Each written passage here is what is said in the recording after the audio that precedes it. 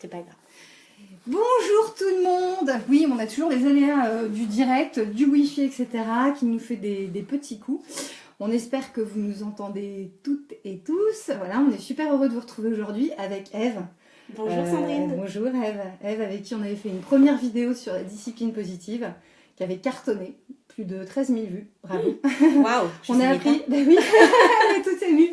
On a appris beaucoup de choses. La pauvre Eve, elle a un petit peu mal à la gorge, donc elle a les yeux qui pleurent un petit peu. Il faut lui envoyer plein de petits cœurs et de bonnes ondes, justement, positives. Mais c'est l'émotion aussi hein, qui me fait verser des larmes. Et oui. Bon, alors, aujourd'hui, on va parler d'un sujet un peu tabou, qui est la punition, qu'on n'aime pas trop appliquer. Alors, tu vas nous aider, justement, à poser des alternatives à cette méchante punition. Et tu vas nous rappeler aussi ce que c'est que la discipline positive, parce que tout le monde ne connaît pas. Ouais. Alors la discipline positive, c'est une méthode éducative qui offre aux enseignants, aux parents, aux éducateurs un cadre bienveillant et ferme à la fois, et un certain nombre d'outils qui vont permettre de développer chez les enfants tout un tas de compétences, de qualités essentielles, comme le sens des responsabilités, l'autonomie, le respect mutuel, la capacité à trouver des solutions, etc. etc. C'est plus qu'une méthode, c'est même une démarche. D'accord, très bien. Et juste, je voulais m'assurer quand même, parce que tu sais, ça devient maintenant habituel. Est-ce que tout le monde nous entend bien? Si vous pouvez juste nous envoyer les petits commentaires, ce serait super. On a toujours peur du son, etc. Vous savez, c'est pas si évident que ça de faire des petits lives. Donc voilà, si vous pouvez juste nous envoyer un petit commentaire pour nous dire si vous nous entendez bien. Alors, quand on parle de punition, Eve, on a toujours un peu l'impression d'être des mauvais parents aussi. Ça, c'est vrai. D'être trop dur, et c'est souvent pour ça qu'on n'a pas envie de punir, justement. Comment est-ce qu'on peut aider les parents à les déculpabiliser, en tout cas, si on ne donne pas de punition, quand même à fixer des règles, et si on arrive à cette mesure de punition, justement, les déculpabiliser en disant c'est pas grave, c'est normal. Alors, comme tu le dis très bien Sandrine, c'est pas grave, c'est normal. Et alors j'ai envie de dire à ces parents qui culpabilisent qu'ils sont sur la bonne voie. Parce que lorsque je culpabilise, c'est peut-être que j'ai déjà pris conscience des effets négatifs de la punition. Et je pense qu'on a fait déjà la moitié du travail. Alors pourquoi est-ce qu'on culpabilise? En général, c'est parce que la punition, c'est comme un ordre. Dit sur un ton très souvent irrespectueux, pas tout à fait bienveillant, et bien souvent la punition est assortie d'humiliation, de châtiment corporel. C'est vrai que tu as raison, souvent on prend en fait notre enfant sur un fait qu'il vient faire, et puis on est forcément très énervé, donc on a tendance à réagir de suite, c'est pas évident. C'est un peu impulsif quand même. Oui, tout à fait, c'est impulsif, et puis l'enfant d'aujourd'hui n'est pas l'enfant d'hier. C'est-à-dire qu'un enfant aujourd'hui n'est pas soumis à l'autorité comme les enfants d'hier pouvaient l'être. Donc, en général, la punition va venir provoquer chez l'enfant des attitudes exacerbées et parfois même des douleurs. Et lorsque je vois mon enfant avoir mal, en général, j'ai mal. Et ça va venir générer effectivement chez moi une culpabilité. Alors souvent, les parents qui ne savent pas trop, qui ne connaissent pas d'autres alternatives à la punition, vont osciller en fait en général entre une éducation permissive et une éducation autoritaire. Donc lorsque je vais appliquer une éducation autoritaire, je vais être un peu un parent tyran dans un contrôle excessif et ne me supportant plus à un moment donné de m'observer comme parent tyran, je vais donc partir de l'autre côté, c'est-à-dire dans le régime permissif, et puis là, voyant mes enfants devenir de plus en plus exigeants, je vais rebasculer dans le régime punitif, dans le régime autoritaire. Et en général, cette bascule vient du fait, voilà, c'est ça, vient du fait que je ne connais pas autre chose en fait. Et c'est là que la discipline positive intervient. Hey. Voilà, donc la discipline positive va justement permettre une alternative au régime punitif et au régime permissif, c'est-à-dire ce fameux cadre à la fois ferme et bienveillant. Donc, comment ça va se traduire dans la punition? On va peut-être décider ensemble, parents et enfants, à des solutions bénéfiques, à des règles même bénéfiques à toute la famille, qui satisfassent tout le monde. On va orienter nos enfants vers une recherche de solutions, plutôt que les punir de leurs erreurs. Et si on a besoin de décider des choses seul, parce que ça arrive, on est parents, on est quand même la figure d'autorité à la maison, bien sûr, eh bien on va le faire, mais dans le respect. et toujours dans cet équilibre fermeté-bienveillance. Ça me fait penser, tu sais, aux fameuses... je ne sais même pas comment ça s'appelle d'ailleurs dans les parcs. Tu sais, tu as les espèces de... Ouais, c'est ça, exactement. Ouais, tout à fait, exactement. Punition, pas punition. Absolument. Punition, okay. Donc la question, c'est, on ne doit pas forcément... La question, en tout cas l'affirmation, c'est qu'on ne doit pas forcément punir du coup. Eh bien voilà, alors est-ce que la punition est nécessaire Bonjour Amandine, désolée, hein, je coupe, mais je vois qu'Amandine est connectée. Si vous avez des questions, surtout, vous n'hésitez pas, hein, on est là pour ça. Absolument. Donc, on n'est pas obligé de punir. Alors, est-ce qu'on n'est pas obligé de punir J'entends dans ta question, est-ce que la punition est nécessaire Alors, tout dépend si on a envie que nos enfants deviennent des adultes responsables ou des adultes soumis. J'ai envie de te dire, tout dépend de notre objectif. Ok ? Alors, simplement, la punition... Est-ce qu'elle est nécessaire, c'est-à-dire est-ce qu'elle marche? Oui, une punition va en général marcher sur le court terme, c'est-à-dire qu'elle va mettre immédiatement un terme à une situation qui est inadaptée, à un comportement de nos enfants qui est inadapté. Mais la vraie question à se poser, c'est quels sont les effets de la punition sur le long terme? Oui. Et tadam, je laisse la question en suspens, je ne vais pas y répondre maintenant. Alors, j'entends déjà des parents derrière leurs écrans se dire oui, ok, mais alors si je punis pas, ça veut dire que je permets tout à mon enfant. C'est vrai, c'est ce qu'on pourrait penser. C'est ce qu'on pourrait penser, c'est ce que certains pensent et c'est légitime. Il ne s'agit absolument pas de ça. Et justement, la discipline positive propose des alternatives à cette punition. Et ce cadre à la fois ferme et bienveillant va encore une fois nous permettre de n'être ni trop permissif, ni trop punitif. Donc, les alternatives de la discipline positive à la punition ne vont pas du tout permettre à l'enfant de tout faire. Encore heureux, parce que sinon, c'est foutu. Là. Bah oui, c'est foutu. C'est la catastrophe. On court à la catastrophe, en effet. Donc, qu'est-ce qu'on attend en fait de nos enfants quand on les punit? On attend qu'ils comprennent que ce qu'ils viennent de faire n'est pas bien. C'est hyper intéressant ce que tu viens de dire, parce que justement, il y a peut-être la clé là-dedans. En fait, on attend, on attend juste c'est pas qu'on attend, on se dit ils auraient pas dû faire ça. Juste, on n'est pas jusqu'à ce raisonnement. Enfin, je crois en tout cas. Hein. En tout cas pour ta part, oui, peut-être que d'autres vont jusqu'à ce raisonnement, mais dans tous les cas, ce qui est important, c'est d'identifier notre objectif. Si notre objectif, c'est de faire comprendre à l'enfant que son comportement à l'instant T n'est pas adapté, alors qu'est-ce que je vais pouvoir faire sans punir ? C'est aussi ça la question à se poser. Et alors du coup, je vais créer des opportunités d'apprentissage pour permettre à mon enfant de développer un sens des responsabilités et le respecter par la même occasion. C'est-à-dire, tu viens de faire une bêtise, ok ? Plutôt que de punir cette bêtise, qu'est-ce que tu peux en retirer comme enseignement? Qu'est-ce que tu apprends de cette situation? Et qu'est-ce que tu peux mettre en place pour que la prochaine fois, tu fasses mieux? Oui. Et là, on est complètement dans une opportunité d'apprentissage. Oui, mais alors c'est marrant parce que elle a raison, Soledad, qui dit pour l'instant, j'aimerais surtout ne pas me marrer quand ma fille fait une bêtise.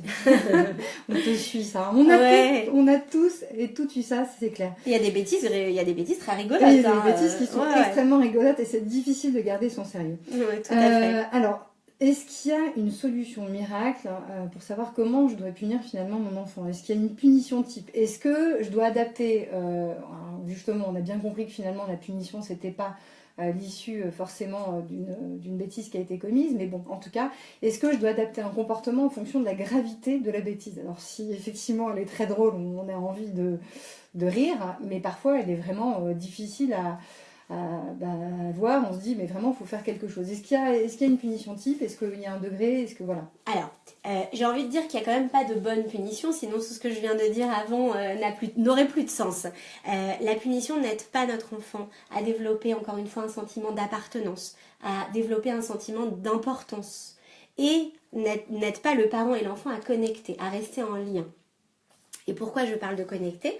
Parce qu'il est très important, et la discipline positive l'explique très bien, il est très important de connecter avant de pouvoir corriger. Qu'est-ce que ça veut dire connecter ? Eh bien, ça veut dire écouter mon enfant, valider ses émotions, lui poser des questions de curiosité. Alors, on va remplacer le pourquoi par le quoi. Le pourquoi qui implique qu'on va devoir se justifier et peut-être il y a un jugement un peu sous-jacent. Eh bien, on va poser des questions de curiosité, c'est-à-dire qu'est-ce qui s'est passé ? Qu'est-ce qui t'a amené à, etc., etc. On va en fait centrer son attention sur notre enfant.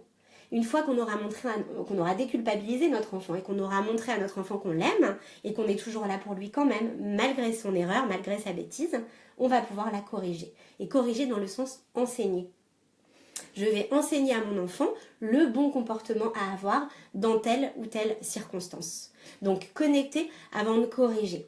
Et j'entends une deuxième partie à ta question qui est, est-ce que la punition doit être adaptée à la bêtise? Alors, je ne vais encore une fois pas parler de punition, mais plutôt de conséquences. On va faire un bip à chaque fois que je veux dire punition. Voilà, c'est ça exactement. Ou alors, comme dans les sous-doués, passe le bac, tu vas avoir un Ok, coup de poing qui va se... Merci pour le live. Non, mais je t'aime, Sandrine. Moi aussi, je t'aime, mais il faut me taper. Non, je ne veux pas te taper. Je vais te préserver. Bien sûr, tu as raison. Alors, simplement, donc moi, je vais vous parler plutôt de conséquences. Alors, il y a deux types de conséquences qu'on peut identifier. Les conséquences logiques et les conséquences naturelles. Alors, je vais commencer par le deuxième, les conséquences naturelles.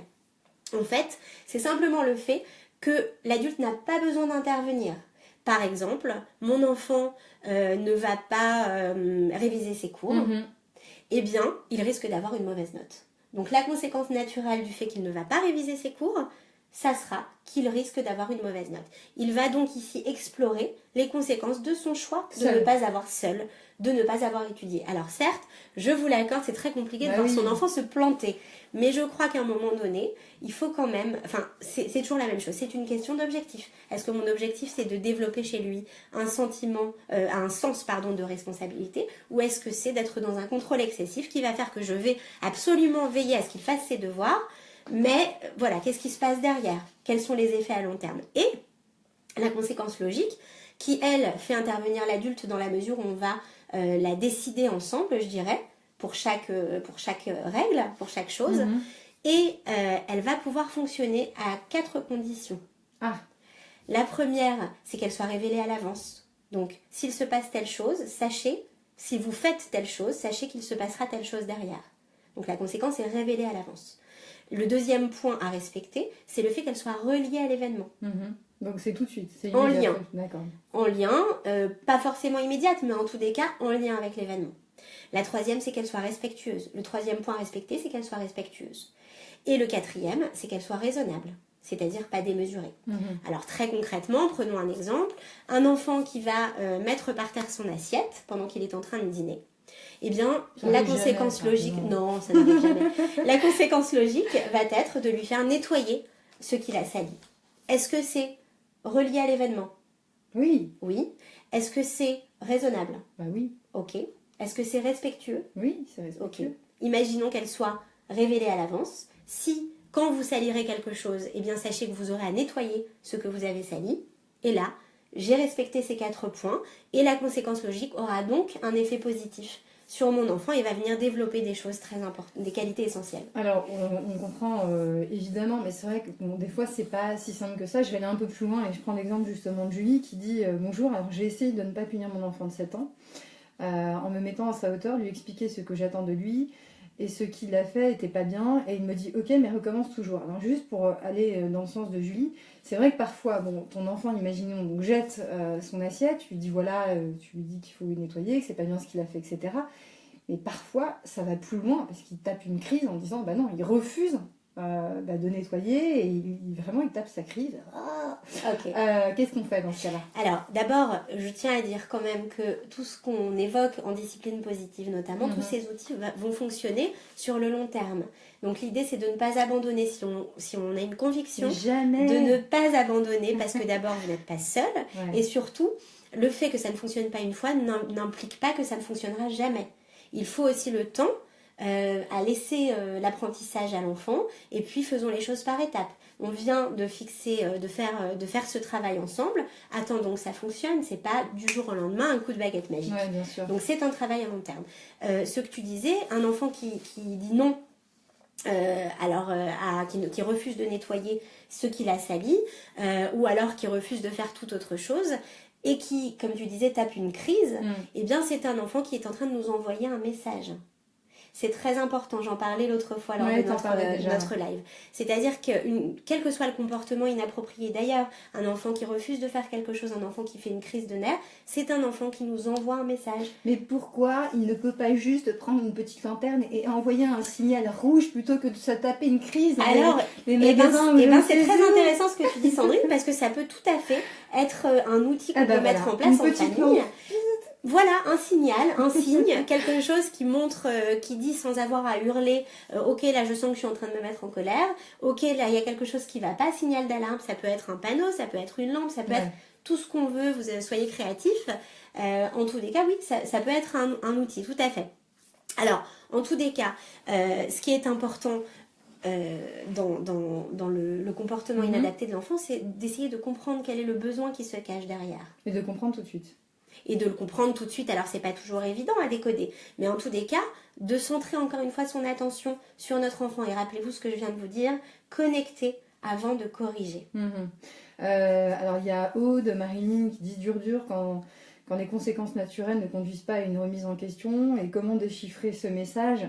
Je crois que Ève, elle essaie de répondre dans l'immédiat. De toute façon, un enfant qui comme ça a un coup de colère ou qui fait une chose qui n'est pas conforme à ce qu'on attendrait, c'est un message. Et c'est un message. C'est un message. Et après, c'est vrai que c'est pas facile de le déchiffrer. Mais en tous les cas, moi j'invite les parents à avoir confiance en leurs ressources, parce que je pense que les plus grands experts de l'éducation des enfants, c'est quand même les parents eux-mêmes. Et que parfois on est effectivement un peu perdu. On ne sait pas comment agir sur le moment. Et j'invite encore une fois ces parents qui ne savent pas comment agir sur le moment, à ne pas agir sur le moment. C'est-à-dire que lorsqu'on ne sait pas faire sur le moment, il vaut mieux ne pas faire sur le moment. Et quelquefois, un temps de pause, et j'en ai aussi parlé la dernière fois, c'est-à-dire le fait de se dire, ok, là je me sens pas respectée par mon enfant, il y a quelque chose qui coince, je vais me respecter moi-même dans ces cas-là. Et comment je vais me respecter moi-même? Eh bien peut-être je vais m'extraire de la pièce, je vais partir ailleurs, parce que je n'accepte pas qu'il me traite de cette manière. Alors je vais lui dire, je pars de cette pièce parce que je n'accepte pas que tu me traites de cette manière. Il faut pas hésiter à répéter. Absolument. Ouais, je comprends. Ça aide beaucoup. Bon, après, ce que je me disais finalement dans ce que tu dis, c'est que finalement on demande beaucoup à nos enfants, et c'est normal, hein, on n'est pas là pour... Mais simplement, nous aussi parfois, on est en colère vis-à-vis des autres, vis-à-vis de soi-même.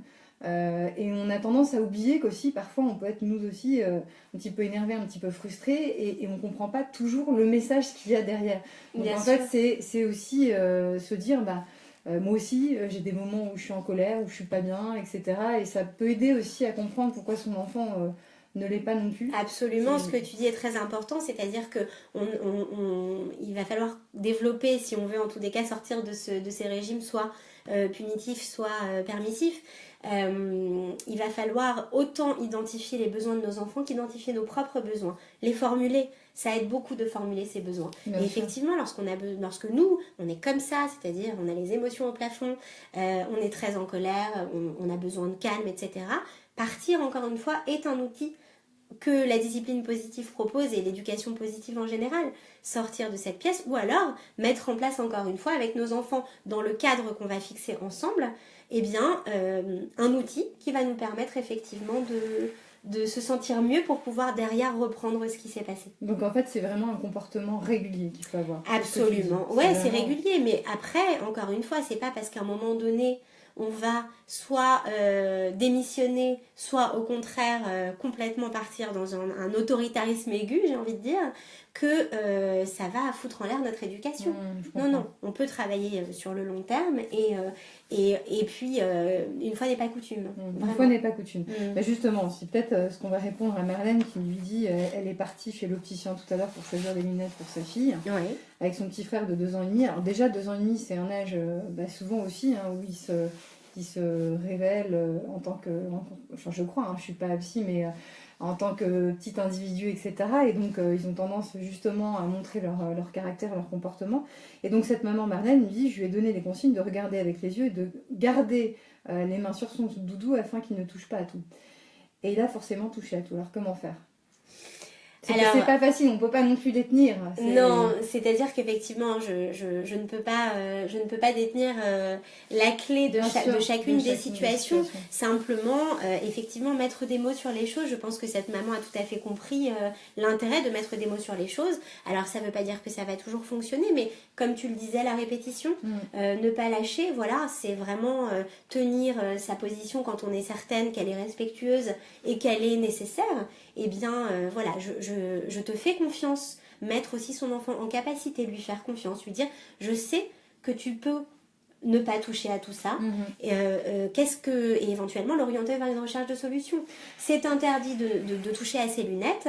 Qu'est-ce que tu penses pouvoir faire pour t'aider à ne pas toucher à ses lunettes? Justement, c'est intéressant ce que tu dis. Moi, j'ai peut-être une astuce. C'est pas une astuce miracle, hein, mais je l'ai en tout cas expérimenté sur ma fille. Hein.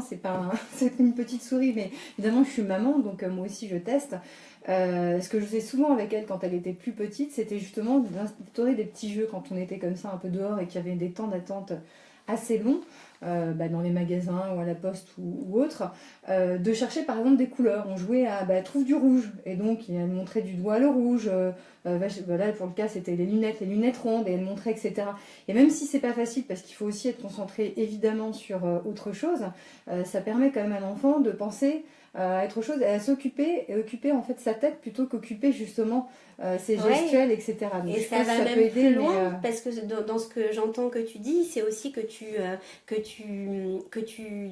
décentres l'attention de ton enfant, tu la réorientes vers autre chose, tu utilises le jeu qui fonctionne en effet très très bien, et tu fais appartenir ton enfant à cette situation. Lorsque je suis chez l'opticien pour moi, et que d'un coup mon enfant je le mets de côté parce que là tout de suite je ne peux pas m'occuper de lui, alors d'abord ça peut être parlé, ça peut être dit, là je ne vais pas pouvoir m'occuper de toi, mais je m'occuperai de toi dans 5 minutes, dans 10 minutes je serai disponible pour toi. Il y a quelque chose de très rassurant. Et aussi, le fait de faire un jeu avec lui, de lui confier une espèce de mission dans le jeu, c'est aussi le faire appartenir à cette situation, l'associer, l'investir. Et c'est très important pour qu'il puisse justement ne pas aller vers des comportements inappropriés, qui sont ni plus ni moins des stratégies pour exprimer effectivement un sentiment de non-appartenance ou autre chose encore. Bien sûr. Pourquoi pas. Bon, et puis des fois aussi, il faut quand même le dire, quand vraiment ça devient difficile, et on l'a toutes et tous connu, on le répète, il n'y a pas de truc type, ça n'existe pas, le monde parfait. Parfois, quand on est parent, on a juste envie de lâcher aussi, parce qu'on est fatigué, parce qu'on en a marre des cris, des larmes, des crises de colère, etc. Alors là, je te donne un exemple d'un papa qui nous a dit sur l'application 0+0, je ne supporte plus d'entendre ma fille de 5 ans hurler dès que je fais autre chose que des pattes, les fameuses pattes. Ah, les pattes, ouais, ça marche bien, les pattes. Oui, ça marche bien. Heureusement qu'il en existe plein de formes, ça permet de varier un petit peu les repas. C'est sûr, et puis on peut faire des pattes vertes, etc. Bon. Mais en tout cas, je le comprends, ce papa. C'est super dur de ne pas démissionner après sa journée de boulot, ou même sa journée à la maison pour les mamans, parce que c'est hyper fatigant. On a super envie de démissionner des fois, dire. Eh oui, alors j'invite tous les parents qui démissionnent parfois à déculpabiliser tout net. D'abord, comme tu le disais, on a tous nos limites, et on a tous globalement les mêmes limites. La fatigue, l'énervement. On en parlait avant le live. On en parlait avant le live. On était toutes les deux les cernes au parterre, jusqu'au parterre. Donc, simplement, effectivement, on a tous des limites, on a des journées harassantes quand on travaille, et même quand on ne travaille pas d'ailleurs, on occupe nos journées, on est fatigué, etc. C'est une limite. On a parfois juste envie que ça s'arrête. Et c'est normal. Et on est tous, qu'on soit un fervent admirateur, un fervent pratiquant, j'ai envie de dire, de l'éducation positive ou non, ça ne change rien. On a tous les mêmes enfants et on a tous les mêmes limites parfois. Et puis, alors, je vais vous redire ce que je disais tout à l'heure. Ce n'est pas parce qu'un jour on va démissionner que cette situation, que nos enfants vont nous marcher dessus jusqu'à la fin de nos jours. Non. Voilà, ça peut arriver. Encore une fois, poser des mots peut vraiment aider. Alors, j'ai envie de donner quelques outils à ce papa. Oui. Ça serait pas mal. Qui va aider beaucoup d'autres parents. Qui pourront aider d'autres parents. Pourquoi ne pas investir votre fille dans la routine du repas, par exemple? Je vais lui demander de m'aider à poser la table, je vais lui demander de m'aider à préparer le repas, à cuisiner, de m'aider à débarrasser la table, etc., etc. Encore une fois là, je vais venir développer chez elle le sens des responsabilités. Je vais également la faire appartenir, la faire se sentir importante, et j'ai toutes les chances que ça réussisse. C'est bien, enfin. Par exemple, il y a un autre outil intéressant qui peut être le choix limité, c'est-à-dire qu'il n'y a pas de raison, on peut quand même donner un espace de liberté aussi dans le repas et dans toutes les règles d'ailleurs à nos enfants. Qui dit impliqué dans le choix des décisions, dans la prise de décision, dit que mon enfant risque de coopérer bien mieux ensuite. Donc un choix limité dans le repas, est-ce que tu veux manger plutôt des brocolis ou plutôt des haricots verts ? Mais c'est brocoli ou haricots verts, c'est pas brocoli ou pâtes. Alors ça peut être pâtes et brocoli ou haricots verts. C'est-à-dire que il faut de toute façon, si on tient à l'équilibre des repas, mais en tous les cas, peu importe, si on tient à l'équilibre des repas, et que c'est ça notre problème du fait que cette petite fille mange systématiquement des pâtes, eh bien alors on peut lui proposer des pâtes avec un légume, soit ça, soit ça. Donc quand je parle de choix limités en fonction de l'âge des enfants, parce que si on ouvre le frigo et qu'on demande à notre enfant ce qu'il veut manger, à certains âges, surtout en bas âge, ça risque d'être compliqué pour lui de choisir. Donc orienter vers un choix, mais un choix limité, permet à la fois de respecter cet espace de liberté de l'enfant, de l'impliquer dans son choix, et en même temps de lui permettre de choisir, parce que sinon ça risque d'être compliqué. Et si après ça, cette petite fille refuse encore de manger autre chose que des pâtes, eh bien, il y a notre meilleur allié en discipline positive qui va être de faire interagir simultanément la fermeté et la bienveillance, encore une fois. C'est-à-dire, tu ne veux pas manger ton assiette, je constate alors que tu n'as plus faim, je suis sûre que tu sauras attendre jusqu'au prochain repas. Oui. Eh oui.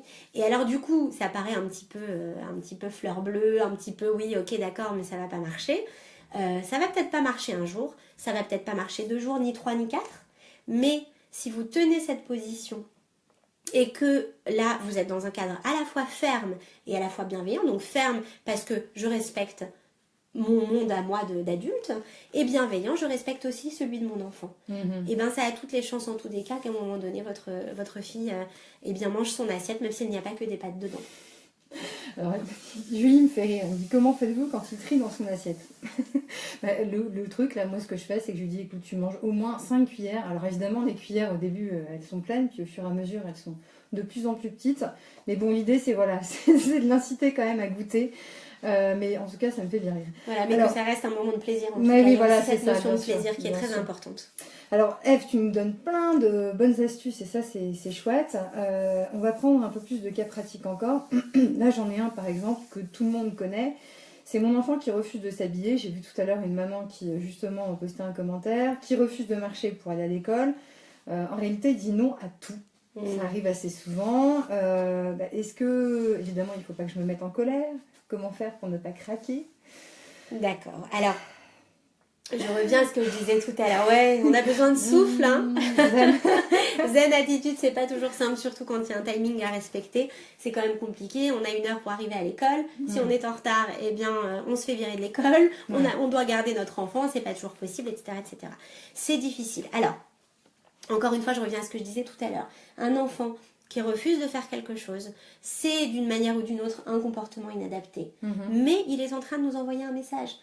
Un enfant qui refuse d'aller à l'école, par exemple, de marcher pour aller à l'école, j'ai 2 solutions. Soit je focalise sur le fait qu'il ne veuille pas avancer, soit je vais centrer mon attention sur le pourquoi il ne veut pas avancer, sur la cause.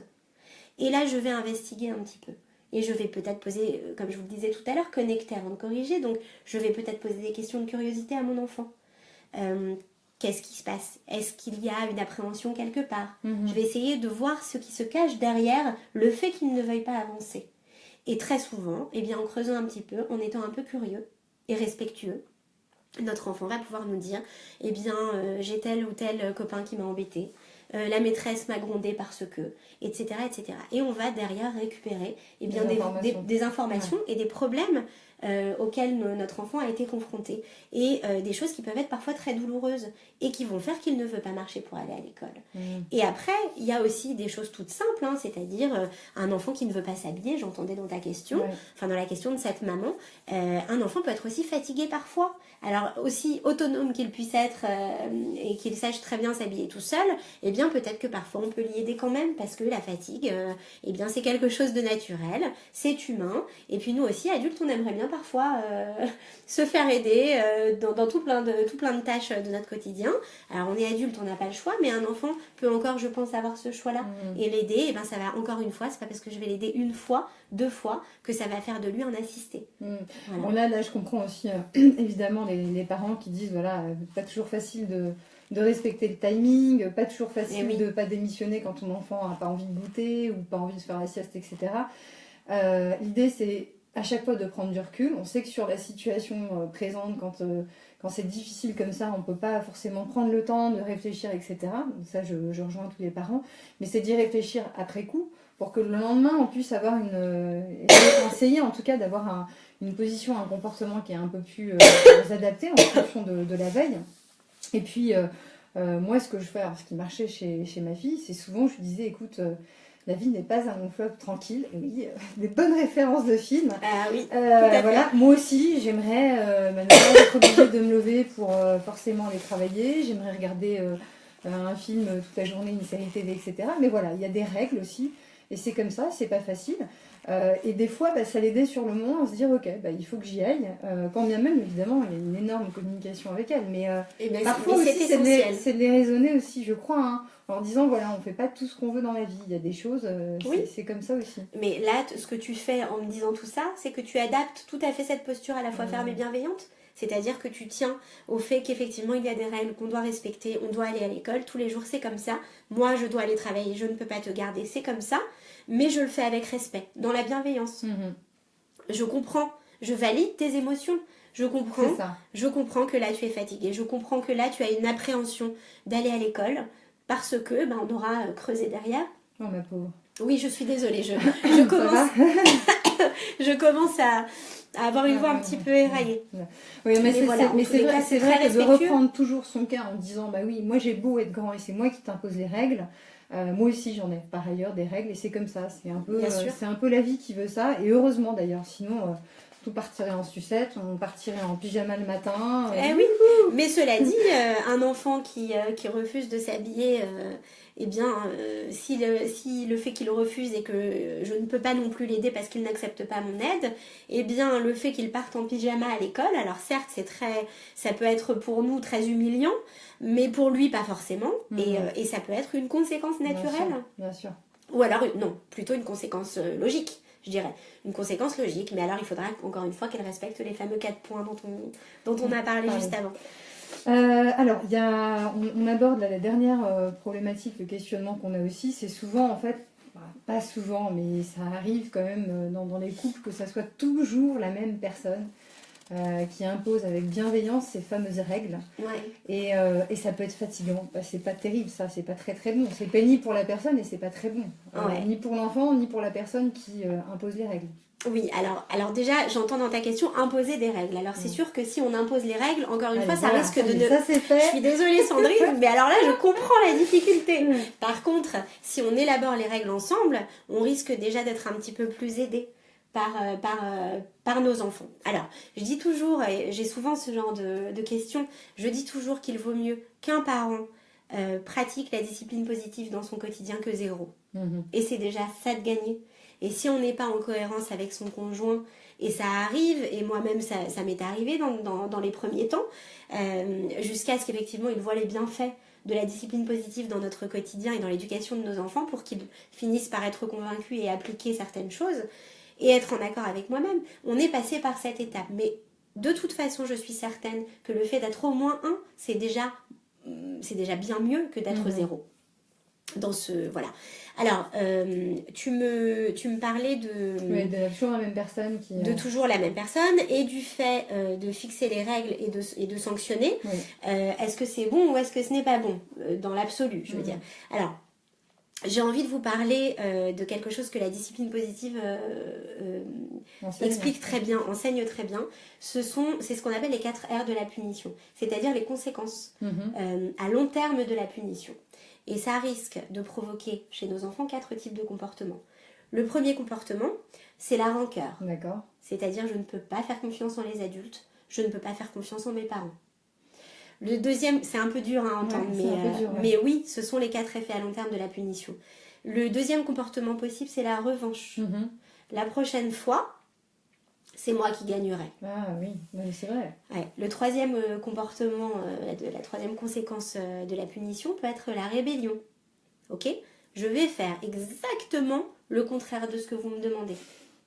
Et le quatrième comportement possible, c'est le retrait. Je ne vaux rien. Je crois que je ne vaux rien. Je parle de l'enfant. C'est dur, hein ? Ouais, bien sûr. C'est dur à entendre. Mais en attendant, on a tout l'éventail des possibilités, de ce que ça renvoie à l'enfant et de la décision de ce que l'enfant va décider de faire, de ressentir par rapport à l'adulte. Ok ? C'est très important aussi de comprendre que la punition, c'est quelque chose d'extérieur, c'est une évaluation extérieure de la circonstance. Je suis, moi, adulte, le seul, c'est ce que j'entendais dans ta question, le seul qui fixe les règles, le seul qui sanctionne, Donc je suis dans ce fameux contrôle excessif. Quand je suis là, ok, ça va peut-être fonctionner encore une fois dans le court terme, mais quand je disparais, quand je ne suis plus là, est-ce que très sincèrement vous croyez que vos enfants vont pouvoir se débrouiller tout seuls? Est-ce qu'ils vont prendre la mesure de la responsabilité face à leur comportement? Je n'en suis pas sûre. Ça risque d'être compliqué. Ça risque d'être compliqué. Et alors ce qui est très, très intéressant, je trouve, c'est que souvent, ce sont les parents les plus autoritaires qui sont dans ce fameux contrôle excessif, qui se plaignent de l'irresponsabilité de leurs enfants. Et ce dont ils n'ont pas conscience, c'est qu'en fait, ils la suscitent, cette irresponsabilité. C'est un peu le chien qui se mord la queue. Oui, je comprends. Alors, quid des familles monoparentales? Parce que c'est difficile. Quand on est seul, évidemment, on fait tous les rôles, toutes les casquettes. Alors, je ne crois pas que... Ouais. Je ne crois pas qu'on demande à un parent qui est seul d'endosser l'ensemble des casquettes éducatives, bien sûr. Ouais, on se met la pression très certainement. Comme je le disais tout à l'heure sur le fait qu'il n'y ait qu'un seul des deux parents qui propose, qui mettent en pratique ces outils de discipline positive ou d'éducation positive en général, le fait qu'on soit seul, c'est toujours mieux qu'on soit zéro, de toute façon. Et c'est tout à fait possible d'utiliser ces mêmes outils dont on a parlé là, dont on a parlé autrefois, enfin dans le dernier live, et dont on parlera dans les prochains. C'est tout à fait possible de les appliquer seul, et ça aura de toute façon la conséquence évidente du développement de tout un tas de qualités essentielles qu'on souhaite à nos enfants, qui sont, comme je te le disais, le sens des responsabilités, l'autorégulation, etc. Eve, tu nous as donné beaucoup de... moi non, c'est moi. Décidément, beaucoup d'astuces et de conseils. Dès qu'on va on a énormément de commentaires et on est super heureux. On aimerait bien répondre à tous les cas, mais c'est compliqué. Mais moi, je vais quand même répondre à pas mal de cas. Donc un grand merci. Je vois effectivement des grands-parents, etc. Il y aura d'autres sujets qu'on va aborder. Suivez-nous surtout, partagez la page Facebook. On arrive à plus de 43 000 maintenant. Waouh, bravo. Et n'hésitez pas à vous poser vos questions dans l'appli 0+0, application mobile gratuite, je le répète. Voilà, et on est super heureux de pouvoir rendre service. Merci encore, Eve. Merci à toi, Sandrine, et merci à vous pour votre écoute. Tu as réussi à tenir. Ouais, je suis contente. À bientôt les parents. À bientôt.